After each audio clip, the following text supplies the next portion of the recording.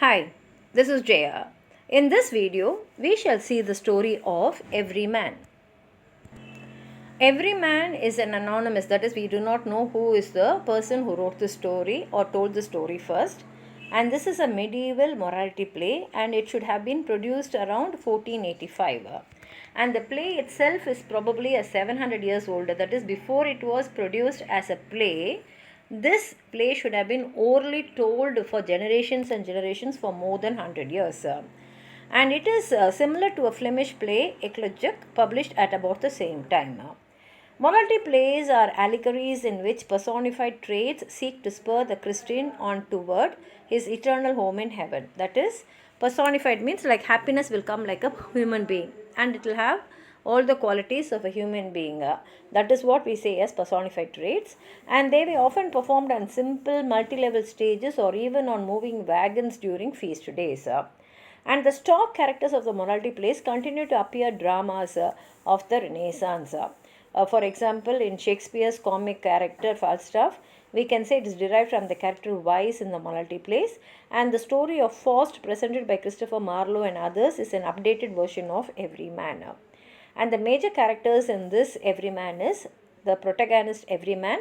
He is confronted by death and told he must undertake a journey from which he may never return. And he finds final redemption when his good deeds are strengthened by confession and penance. Then comes death, sent by God to summon everyone to his final reward. Fellowship, kindred, cousin, goods. Those on whom every man had relied during his life refused to accompany him into the afterlife. And we have good deeds, which is a weak figure who grows stronger as the play progresses and ultimately accompanies every man to his final home. Knowledge, orthodox doctrine, is essential to every man's safe passage. Confession. Confessing his sins and doing penance strengthen the severely weakened good deeds toward the journey. And we have beauty, strength, discretion, and five wits, that is, the five senses. Though these are good, they too desert every man when he is on the verge of death. Now, the opening is with a prologue where God complains of the fact that the people of earth are seeking their own pleasure rather than living in righteousness. He then calls death and tells him to seek out every man and summon him to a pilgrimage from which he will never return. Death seeks out every man and summons him for his final reckoning. But every man protests that he is not ready and tries to bribe death to give him more time. Every man then asks if he might not take companions with him on the journey, and death agrees for this. But it says that they should come only if they are willing to come with him, and he should not compel them after if they refuse.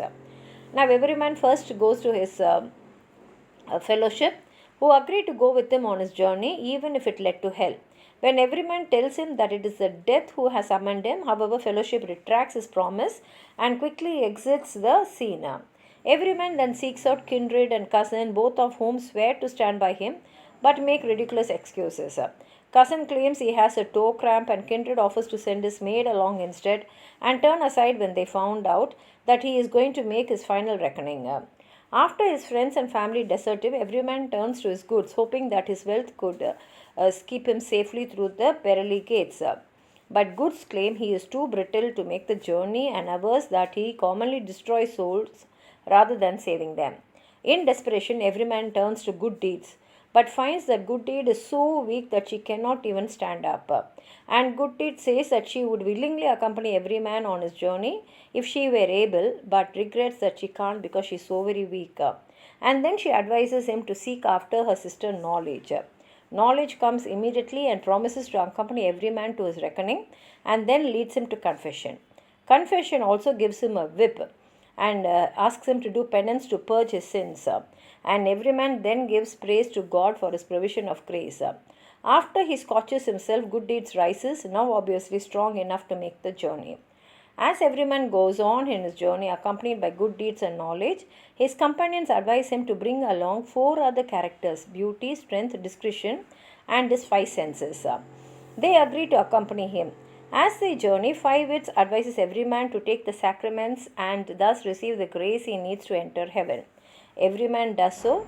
He then arrives at his grave, and one by one, beauty, strength, discretion, and the five wits, that is, the five senses, leave him. Good deeds alone accompanies him into the grave as he passes to eternal salvation, and here ends the story.